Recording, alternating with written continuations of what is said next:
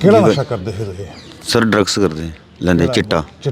ਚਿੱਟਾ ਨਸ਼ਾ ਤੇ बड़ा महंगा है, तो जिस वेले उन पूरा नहीं होता है तो फिर सर चोरियां भी करनी पड़ती है, सब कुछ करना पड़ता है। अच्छा। घर वालों के शीशे शूशे भी तोड़ने हैं, सब कुछ करना, तोड़ फोड़ सब कुछ करना पड़ती है। जिस तरह हम अपनी जिस्मानी बीमारियों के लिए शर्माते नहीं हैं, इसी तरह हमें अपनी मेंटल इलनेसेस को लेके भी नहीं शर्माना है।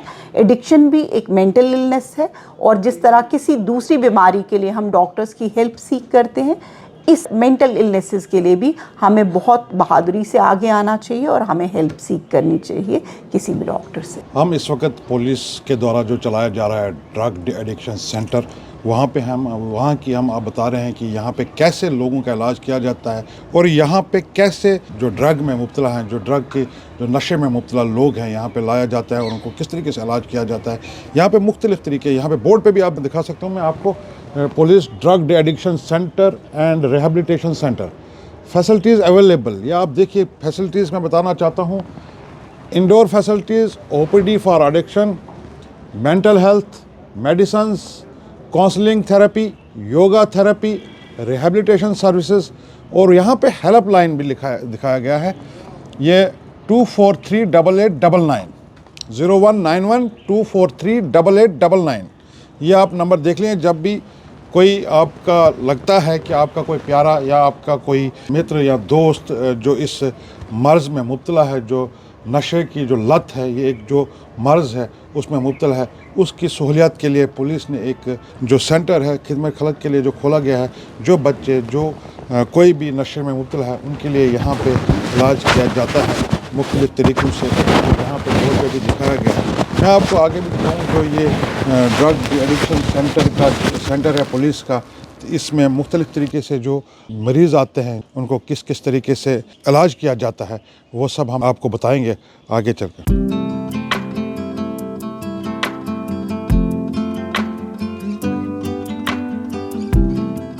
हम जम्मू कश्मीर पुलिस के ड्रग एडिक्शन सेंटर में हैं, जहाँ पे हमारे साथ कुछ बच्चे हैं जो इस बीमारी में मुब्तला, हम इसको बीमारी कहेंगे, जो नशे में मुब्तला हो जाते हैं। ये एक बीमारी है जो एक नासूर है, जो पीढ़ी चढ़ रही है, इसमें एक फैलता जा रहा है। इसी विषय में बात करने के लिए हमारे साथ कुछ बच्चे हैं, हमसे बात करेंगे कि कैसे वो इस नशे में मुब्तला हुए और जब यहाँ पे आए हैं इनको क्या क्या सहना पड़ रहा है, और किस तरीके से यहाँ पे जो नशे से निकल रहे हैं तो कितनी मदद मिल रही है यहाँ पे ड्रग एडिक्शन सेंटर में आकर। मैंने एक चीज़ दसो, ਕਿਹੜਾ ਨਸ਼ਾ ਕਰਦੇ ਫਿਰ ਇਹ? सर ड्रग्स करते ਲੈਂਦੇ ਚਿੱਟਾ। ਇਹ ਕਿਸ ਤਰ੍ਹਾਂ ਤੁਹਾਡੇ ਕੋਲ, ਮਤਲਬ ਕਿਸ ਤਰ੍ਹਾਂ ਇਸ ਨਸ਼ੇ ਵਿੱਚ ਪੈ ਗਏ ਤੁਸੀਂ? ਸਰ ਇੰਨੇ ਯਾਰ ਦੋਸਤ ਜਿਹੜੇ ਕਰਦੇ ਉਹਦੇ ਨਾਲ ਜਾਣਾ, ਉੱਠਣਾ ਬੈਠਣਾ, ਆਸਤਾ ਆਸਤਾ ਲੱਗ ਜਾਣਾ, ਫਿਰ ਤੋੜੇ ਪੈਣੀ, ਫਿਰ ਖਰੀਦ ਆਪਣੇ ਕੋਲੋਂ ਲੈਣਾ, ਫਿਰ ਉਸ ਤੋਂ ਬਾਅਦ ਆਸਤਾ ਆਸਤਾ ਆਪਣੇ ਪੈਸੇ ਕਰਨੇ ਯੂਜ਼ ਕਰਨਾ, ਜਿੱਲੇ ਕਿਤੇ ਮਿਲ ਜਾਏ ਜਿੱਥੋਂ ਮਿਲਦਾ ਹੈ ਉਹਦੇ ਕੋਲੋਂ ਲੈਣਾ। ਚਿੱਟਾ ਨਸ਼ਾ ਤਾਂ ਬੜਾ ਮਹਿੰਗਾ ਹੈ। ਤੁਸੀਂ ਵਿਆਹ ਕੀਤਾ ਤੁਸੀਂ? ਨਹੀਂ ਸਰ, ਵਿਆਹ ਨਹੀਂ ਕੀਤਾ ਦਾ। अच्छा, चिट्टा नशा तो बड़ा महंगा है, तो जिस वेले उन पूरा नहीं होता है तो फिर सर चोरियां भी करनी पड़ती है, सब कुछ करना पड़ता है। अच्छा। घर वालों के शीशे शूशे भी तोड़ने हैं, सब कुछ करना, तोड़ फोड़ सब कुछ करना पड़ती है। फिर इतने किस तरह आए तुम जो पुलिस का ड्रग एडिक्शन सेंटर है? सर फिर आए हमारे यार दोस्त वगैरह, और तो उन्होंने बोला उधर जाओ जिसने छोड़ा होगा। कितना टाइम हुआ तुम्हें? मेरे को हो गया कोई 17-18 दिन हो गए। 17-18? कितना फ़र्क पे दोनों इधर कम से कम 90% पड़ गया। 90%? हाँ, मतलब कि दवाई मिलती है, सब कुछ मिलता है टाइम से, सब खाना मिलता है, सब कुछ मिलता है टाइम से। हाँ, डॉक्टर अच्छे है इधर। अच्छा, सारा मतलब इधर कम से कम हाँ। उन करता है दिल की नशा? नो सर, अब दिल नहीं करता है। उनके इरादा जिस वे तुम बाहर जाओगे? अब सर छोड़ने का इरादा है। वो तो नैचुरली जिस वे तुम इधर आए तो छोड़ने का इरादा कि ਇਹ ਕਿੰਨੇ ਦੱਸਿਆ ਕਿ ਤੁਸੀਂ ਨਹੀਂ ਜੀ ਉੱਥੇ ਚਲੋ ਪੁਲਿਸ ਸਟੇਸ਼ਨ, ਪੁਲਿਸ ਦਾ ਡਰਗ ਐਡਿਕਸ਼ਨ ਸੈਂਟਰ ਹੈ ਉੱਥੇ ਚਲੋ ਉੱਥੇ? हाँ सर। तो कार वाले ने कितनी मदद की? हाँ सर, घर वालों ने मदद ही की तभी तो इधर आए। कार वाले आंदे थे? हाँ जी, हर एक बुधवार आते हैं कार वाले आंदे? हाँ जी। मतलब ये तो देखो ना कितना नशा है कि घर वाले वो भी परेशान यारी दोस्ती सारा परेशान है। चलो ये तो चंगी गल है तुम इधर आए, तो इतने जो स्टाफ है जो इतने डॉक्टर वगैरह सबसे बढ़िया। हाँ मैम, डॉक्टर सब, मतलब उन तुसी पूरा प्रण करके नहीं करना है नशा? काउंसलर वगैरह सब कुछ, काउंसलिंग भी होती है, सब नशा कैसे छोड़ना, कैसे वो करना, सब बताते हैं इधर। क्लासें लगती है, सब होता है। अच्छा, गेम्स वेम चल रहे थे? गेम्स सब कुछ। अच्छा, मतलब तुसी ठान लेते था नशा नहीं करना, ਹਾਂਜੀ ਹਾਂਜੀ ਸਰ ਜੀ ਸਰ। ਨਸ਼ਾ ਨਹੀਂ ਕਰਨਾ ਹੁਣ। ਚਲੋ ਇਹ Thank you. ਮੁਬਾਰਕ ਦੀ ਗੱਲ ਹੈ। Thank you. ਇਹ ਤੁਹਾਡੇ ਮਤਲਬ ਇਹ ਬੜੀ ਚੰਗੀ ਗੱਲ ਹੈ ਕਿ ਤੁਸੀਂ ਇਹ ਥੈਂਕ ਯੂ ਸਰ। ਕਿਤੇ ਦਾ ਸੋਚਿਆ ਦਾ ਕਿ ਅਸੀਂ ਚਾ ਛੋੜਨਾ। ਸੁਣਾ ਥੈਂਕ ਯੂ ਸਰ। ਨਸ਼ਾ ਕਿਹੜਾ ਨਸ਼ਾ ਕਰਦੇ ਸੀ ਤੁਸੀਂ? ਡਰੱਗਸ ਸਰ, ਚਿੱਟਾ। ਚਿੱਟਾ। ਕਿੰਨਾ ਚਿਰ ਹੋਇਆ ਨਸ਼ਾ ਕਰਦੇ? ਸਰ 6 ਸਾਲ ਹੋ ਗਏ। 6 ਸਾਲ ਹੋਏ ਨਸ਼ਾ ਕਰਦੇ। ਇੱਥੇ ਕਿੰਨਾ ਟਾਈਮ ਹੋਇਆ ਜਿਹੜੇ ਪੁਲਿਸ ਦਾ ਜੋ ਡਰੱਗ ਡਿਟੈਕਸ਼ਨ ਸੈਂਟਰ ਹੈ? 15 ਦਿਨ ਹੋ ਗਏ। 15 ਦਿਨ ਹੋਏ। ਕਿੰਨਾ ਫਰਕ ਪਿਆ? ਸਰ ਬੜਾ ਫਰਕ ਪਿਆ। ਤੁਸੀਂ ਕੰਮ ਕੀ ਕਰਦੇ ਹੋ? ਮੈਂ ਡਰਾਈਵਰ ਹਾਂ। ਡਰਾਈਵਰ ਹੈ ਤੇ ਡਰਾਈਵਰ ਵੀ ਦੇਖੋ ਚਿੱਟਾ ਇੱਕ ਮਹਿੰਗਾ ਨਸ਼ਾ ਹੈ। ਕਿਆ ਡਰਾਈਵਰ ਦੀ ਇੰਨੀ ਕਮਾਈ ਹੁੰਦੀ ਹੈ ਕਿ ਮੈਂ ਚਿੱਟਾ ਨਸ਼ਾ? ਸਰ ਕਮਾਈ ਤੇ ਨਹੀਂ ਆ, ਲੱਗੇ ਦਾ ਕੇ। ਕਿੰਨੇ ਮਤਲਬ ਕਿੰਨਾ ਡਰੱਗਸ ਲੈਂਦੇ ਦਿਨ ਦਾ? ਕਿੰਨਾ ਡੋਜ਼ ਲੈਂਦੇ ਸੀ? ਇਹ ਕੋਈ 1000 ਰੁਪਏ ਦਾ। 1000 ਰੁਪਏ ਦਾ ਡਰੱਗਸ ਦਿਨ ਦਾ ਲੱਗਦਾ ਹੈ। ਤੋ 1000 ਰੁਪਏ ਦਾ ਡਰੱਗਸ ਲਗਾ ਕੇ ਵਿਆਹ ਸ਼ਾ ਕਿਤੇ ਦਾ? ਨਹੀਂ ਸਰ। ਹਾਲੇ ਬੱਚੇ ਹੀ ਹੋ ਤੁਸੀਂ ਤੇ ਕੀ ਵਿਆਹ ਕਰਨਾ? ਹੁਣ ਜਿਸ ਵੇਲੇ ਤੁਸੀਂ ਇੱਧਰ ਆਏ ਕਿੰਨੇ ਦੱਸਿਆ ਕਿ ਤੁਸੀਂ ਉੱਥੇ ਜਾਓ ਡਰੱਗ ਐਡਿਕਸ਼ਨ ਸੈਂਟਰ, ਉੱਥੇ ਤੁਹਾਡਾ ਇਹ ਹੋਣਾ? ਮੇਰਾ ਮਾਸੀ ਦਾ ਬੇਟਾ ਵੀ ਪਹਿਲੇ ਇੱਥੇ ਹੀ ਨਾ ਸਰ। ਉਹਨੇ ਛੱਡੇ ਦਾ? ਹਾਂ, ਉਹਨੇ ਛੱਡ ਦਿੱਤਾ। ਕਿੰਨਾ ਟਾਈਮ ਉਸੇ ਛੱਡੇ ਦਾ? 2-3 ਸਾਲ ਹੋ ਗਏ ਉਹਨੂੰ। 2 ਸਾਲ ਉਹਨੇ ਬਿਲਕੁਲ ਛੱਡ ਦਿੱਤਾ। ਛੱਡ ਦਿੱਤਾ। ਮਤਲਬ ਕੀ ਲੱਗਦਾ ਇੱਥੇ ਜਿਹੜਾ ਤੁਸੀਂ ਜਿਸ ਵੇਲੇ ਇੱਥੇ ਆਉਂਦੇ ਹੋ ਕਿਸ ਤਰੀਕੇ ਦਾ ਟ੍ਰੀਟਮੈਂਟ ਹੁੰਦਾ ਇਹਦਾ ਜਿਸ ਦੀ ਵਜ੍ਹਾ ਨਾਲ ਤੁਸੀਂ ਇਹ ਸਰ ਬਿਲਕੁਲ ਸਹੀ ਹੈ, ਟਾਈਮ ਟੂ ਟਾਈਮ ਦਵਾਈ ਵਗੈਰਾ ਮਿਲਦੀ ਹੈ। ਤੁਸੀਂ ਇਸ ਗੰਦੇ ਨਸ਼ੇ ਵਿੱਚ ਕਿਸ ਤਰ੍ਹਾਂ ਪੈ ਗਏ? ਫਰੈਂਡ ਹੀ ਲਗਾ ਗਿਆ ਜੀ ਸਰ। ਫਰੈਂਡ ਲਗਾ ਰਹੇ? ਨਹੀਂ ਪਹਿਲਾਂ ਉਹ ਆਪਣੇ ਪੈਸੇ ਲਗਾਉਂਦਾ ਗਿਆ। ਹਾਂ ਫਿਰ ਇੱਕ ਦਿਨ ਘਰ ਸੁੱਤਾ ਸੀ ਹਾਂ ਤਾਂ ਲੱਤਾਂ ਲੱਗ ਪਈ ਦਰਦ ਕਰਨ। ਹਾਂ ਉਹਨੂੰ ਸੁਣਾਇਆ ਮੈਂ ਇਸ ਤਰ੍ਹਾਂ ਚੱਕਰ ਹੈ, ਹਾਂ ਤਾਂ ਬੋਲਦਾ ਨਹੀਂ ਪੈਸੇ ਹੋਣਗੇ ਤਾਂ ਫਿਰ ਹੀ ਕਰਾ ਸਕਦਾ ਮੈਂ ਤੁਹਾਨੂੰ। ਹਾਂ। ਫਿਰ ਆਪਣੇ ਪੈਸੇ ਦੇ ਆ ਗਏ।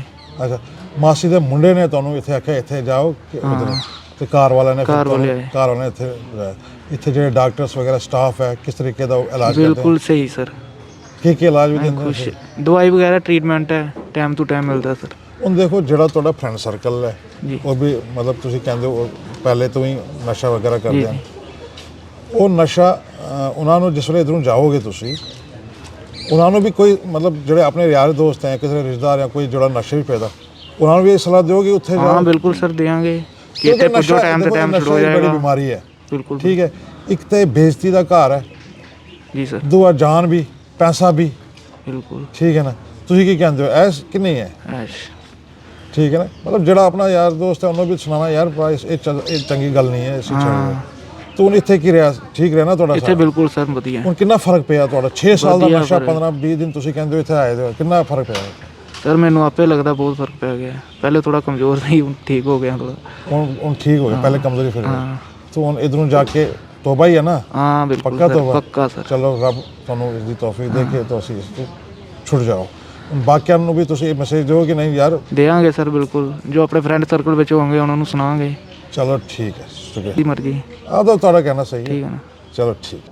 जम्मू कश्मीर पुलिस का एक खिदमत खलक जो वो कर रही है अपने लोगों के लिए, उससे के उदाहरण जो है पुलिस ड्रग एडिक्शन सेंटर, जहाँ पे जो लोग ये इस ड्रग की बीमारी में मुब्तला होते हैं फिर उसको जब यहाँ पे ड्रग एडिक्शन सेंटर के पास लाया जाता है, उनका इलाज किस तरीके से होता है और किन कठिनाइयों का सामना करना पड़ता है उन बच्चों का, उन अपनों का इलाज करने में, इसी सिलसिले हम बात करने के लिए इस टाइम डॉक्टर शहनाज हैं जो जहाँ पे जो पुलिस का जो ड्रग एडिक्शन सेंटर है उनकी देख रेख में ये जो ड्रग एडिक्शन सेंटर चलता है। डॉक्टर शहनाज, आपका स्वागत है यंग बॉयज में।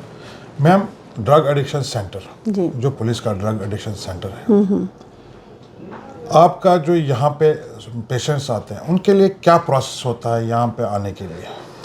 देखिए, जो हमारे ये ड्रग डी एडिक्शन सेंटर है बेसिकली कि जहाँ पे हम डी एडिक्ट करते हैं मरीज़ों को, तो यहाँ पे हमारे पास 2 तरह से मरीज़ आते हैं। एक ओपीडी बेसिस पे आते हैं, एक आईपीडी बेसिस पे आते हैं। हम पेशेंट्स आता है हमारे पास और वो हमें अपनी विल जाहिर करता है कि क्या वो सिर्फ ओपीडी बेसिस पे दिखा के जाना चाहता है या वो दाखिल होना चाहता है। तो जो मरीज़ दाखिल होना चाहते हैं उन्हें हम एडमिट करते हैं, दाखिल करते हैं 30 दिन के लिए, और उनका इलाज 30 डेज़ के बेसिस पे इनसाइड द हॉस्पिटल होता है।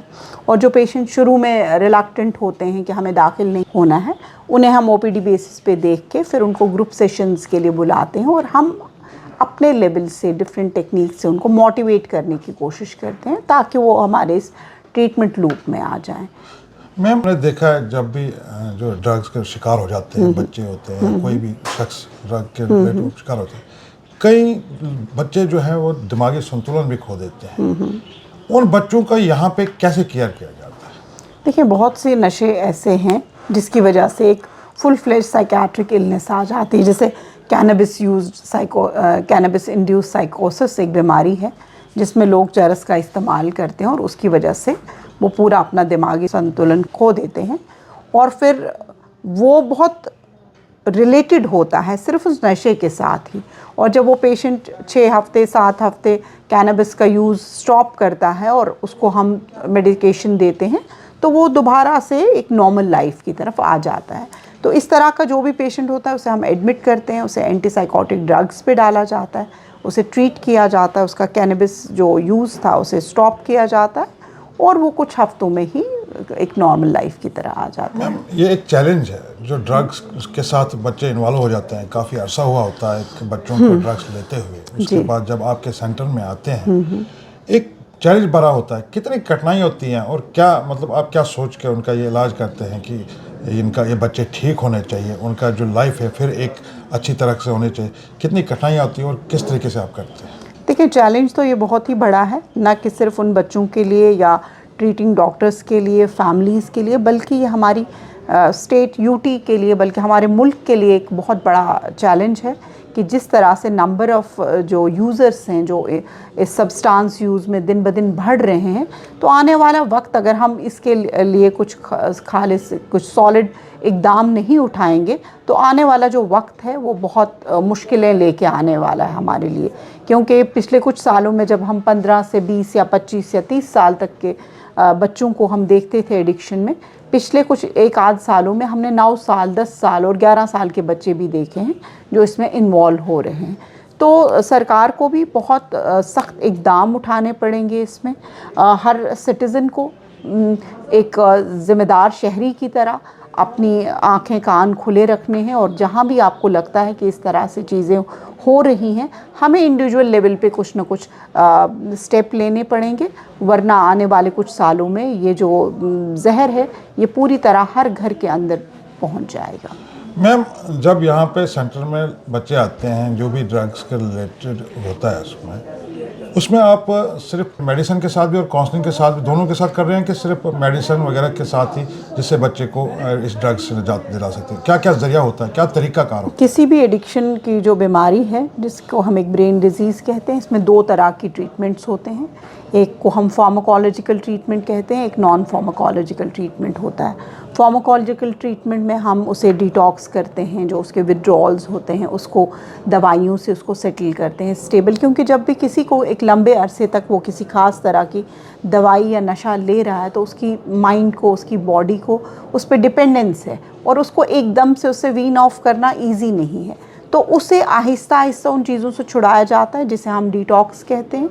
वो दवाइयों के ज़रिए होता है, उस टाइम साइकोलॉजिकल काउंसलिंग का कोई रोल नहीं होता। उस टाइम जो भी मैनेजमेंट है वो फार्माकोलॉजिकल है, और उसके बाद फिर कुछ टाइम के बाद हमें जो हमारे मरीज़ होते हैं हमें उन्हें कुछ ऐसी दवाइयाँ देनी है जिससे उनकी तलब या अर्ज जिसे हम कहते हैं, जिसे हम क्रेविंग कहते हैं, वो कम हो, उसके लिए दवाइयों पे डाला जाता है। और साइड बाई साइड बाकी चीज़ों को देखा जाता है कि क्या रीज़न है बच्चे का नशे में जाने के लिए, फैमिली नेटवर्क कैसा है, पेरेंटिंग कैसी है, कोई स्ट्रेस है, सेल्फ इस्टीम इश्यूज़ हैं, पेयर प्रेशर कितना है, कॉन्फिडेंस कितना है। तो उसके लिए हम नॉन फार्माकोलॉजिकल कंसल्टेशन, जिसको हम काउंसलिंग के नाम से कहते हैं या साइकोलॉजिकल काउंसलिंग कहते हैं, तो वो भी किया जाता है। उसके साथ साथ बच्चों को बहुत सी नई स्किल्स सिखाए जाते हैं, लाइफ स्किल्स सिखाए जाते हैं, जिसमें उन्हें बताया जाता है कि अगर उनकी ज़िंदगी में कोई स्ट्रेस है, कोई प्रेशर है, तो उसे नशे के बगैर हेल्दी वेज़ में कैसे हैंडल किया जाता है।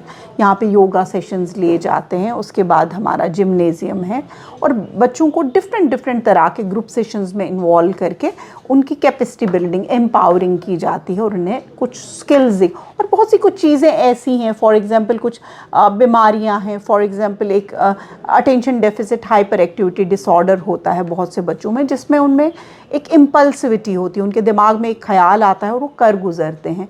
तो इस तरह के ADHD के पेशेंट्स जो होते हैं उनका नशे की तरफ जाना ज़्यादा पॉसिबिलिटी होती है। तो उसके लिए भी कुछ मेडिसिन्स हैं जिससे उन्हें ट्रीट किया जाता है।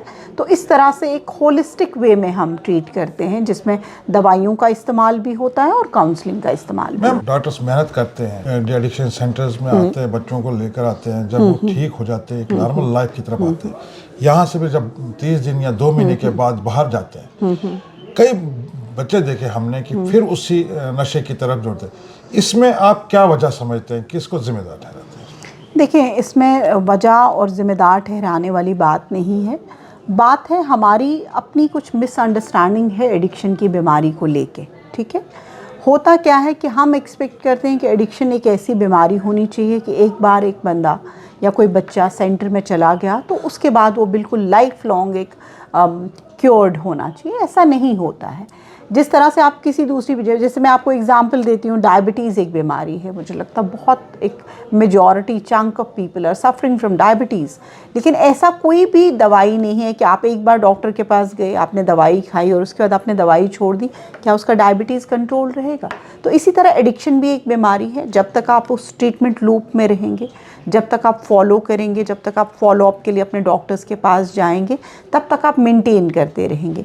जब भी थोड़ी सी गफलत होगी, जिस तरह शुगर आपका शूट अप हो जाता है, उसी तरह एडिक्शन वाला जो बच्चा है वो दोबारा एडिक्शन की तरफ जाता है। लेकिन दैट डजंट मीन कि ये एक फ्लॉप शो है या एक फेलियर है। ये स्टेपिंग स्टोन्स हैं टुवर्ड्स द प्रोग्रेस। तो लोग रिलैप्स होते रहते हैं, दोबारा से छोड़ते हैं। और इसमें सबसे बड़ी बात यह है कि एक एल्कोहलिक अगर हमारे पास आता है और हम फैमिली से बात करते हैं और उसमें हम देखते हैं कि एक एल्कोहलिक जब शराब पी के आता है तो शाम को वो अपनी फैमिली को किस तरह पीटता है और कितना रक्स क्रिएट करता है और पूरी फैमिली जो है महीनों तक सो नहीं पाती है।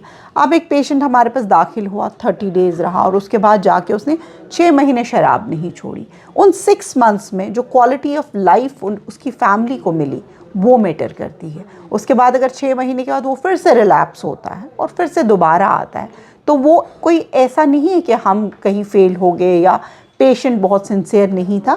वो जो क्वालिटी ऑफ लाइफ हमने उनको 6 महीने दी, दैट मैटर्स ए लॉट। और इसी तरह एक प्रोसेस है। अगर पेशेंट रिलैप्स भी होता है तो इसमें डिसहार्टन होने वाली कोई बात नहीं। बुक्स मेंशन करती हैं कि relapse is a rule not an exception. तो रिलैप्स होगा, लेकिन बात यही है कि क्या उस ट्रीटमेंट प्लान की उस पगडंडी पे पेशेंट आ गया है तो डेफिनेटली वो कभी न कभी इससे पूरी तरह से निजात पा सकता है। मैम जो ये ड्रग एडिक्शन सेंटर है पुलिस के द्वारा जो चलाया जा रहा है, तो इसमें क्या क्या फैसिलिटीज़ है? जो बच्चे यहाँ पे आएंगे उनको आप किस तरह से फैसिलिटेट करते हो, क्या क्या फैसिलिटीज़ है और आपको क्या लगता है कहाँ पे कमी है, किस चीज़ की कमी है जो गवर्नमेंट की तरफ से पूरा किया जा सकता है?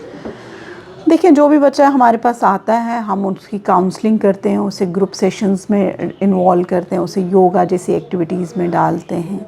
उसके बाद जो हमारा जिम्नेज़ियम है उसमें है कुछ एक्टिविटीज़ में इन्वॉल्व। हमारा सबसे बड़ा इशू है हमारे पास स्पेस कंस्ट्रेंट है, हमारे पास जगह की तंगी है। लेकिन पुलिस का एक नया डी एडिक्शन सेंटर अभी बन रहा है। ठीक है, आने वाले टाइम में अगर हमें इसकी बेड कैपेसिटी को बढ़ाना है तो उसमें शायद हमें और स्टाफ की ज़रूरत पड़ेगी, काउंसलर्स की ज़रूरत पड़ेगी, इंफ्रास्ट्रक्चर की ज़रूरत पड़ेगी, जो किसी भी अच्छे सेंटर को चलाने के लिए एक बेसिक चीज़ें हैं। तो क्या कर रही है इस टाइम? उसमें गवर्नमेंट की सपोर्ट हम एक्सपेक्ट कर रहे हैं आगे आने वाले टाइम में कि जब हम इस नई बिल्डिंग में जाएंगे तो वो हमें और डॉक्टर्स दें और काउंसलर्स दें, एक अच्छा इंफ्रास्ट्रक्चर दें। जैसे अभी हमारे पास जो मरीज़ हैं यहाँ पे, तो इनका जो खाना वगैरह है वो हम आउटसोर्स कर रहे हैं, उसके लिए खुद पे कर रहे हैं। मैम तो जो खाना वगैरह है, खाने की आपने बात की, खाने पे मतलब इन मरीजों को खाने का भी खास ध्यान रखना पड़ता है। इसमें क्या क्या इसमें आपके मेन्यू में होता है खाने वगैरह के लिए? देखिए, अभी तो हमने आउटसोर्स किया है जिसके लिए ये लगभग 70 रुपीज़ पर मील पे करते हैं। जब हमारे पास OPD सर्विसेज हमारी बिल्कुल फ्री हैं, लेकिन जो मरीज़ हमारे पास दाखिल होते हैं उन्हें लगभग 10,000 रुपये जमा करवाना पड़ता है, जिसमें उनकी इन्वेस्टिगेशंस, उनकी दवाइयाँ और उनका जो खाना है वो बाहर से आता है।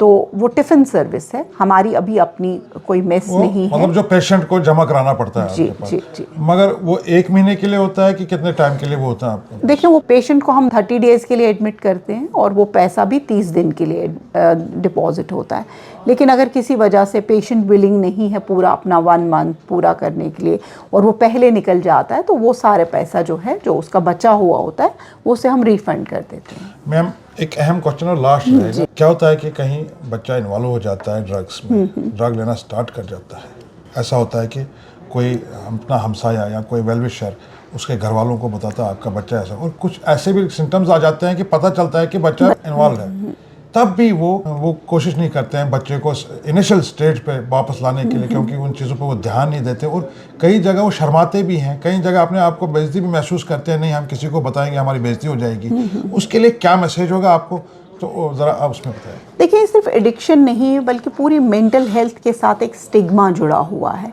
एक शर्मिंदगी है कि हम बहुत ओपनली ये कह सकते हैं कि मुझे डायबिटीज़ है, मुझे हाइपरटेंशन है, मुझे ये बीमारी है, लेकिन हमें किसी को स्ट्रेस है, हमें कोई एंग्जाइटी है, उसमें हम ओपन अप नहीं होते। उसके लिए हम कुछ और टोटके ढूंढना शुरू करते हैं और एडिक्शन तो एक स्टेप इससे आगे है। तो मैं यही बताना चाहूँगी अपने सब सुनने वालों को कि जिस तरह से हम अपनी फ़िज़िकल इलनेसेस के बारे में बहुत ओपन है कहने के लिए, इसी तरह मेंटल इलनेसेस के लिए भी ये स्टिग्मा हमें अपने जहन से निकालना है।